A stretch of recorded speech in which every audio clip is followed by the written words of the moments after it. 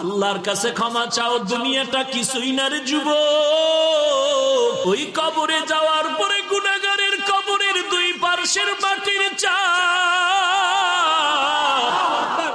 পাথরের হাড় চুরমার হয়ে যাবে। একটা নয়, দুটো নয়, 70 থেকে 99টা সাপের কামড়। কবরের ভিতরে জাহান্নামের আগুন। এরে বান্দা, এখনো কি আল্লাহর রাস্তায় ফিরে আসবি না? আল্লাহ দেখায় দেয় দুনিয়ার বিল্ডিং এর আগুনে কত যুবকের লাশ, আর চিৎকারের আওয়াজ, বাঁচাও বাঁচাও।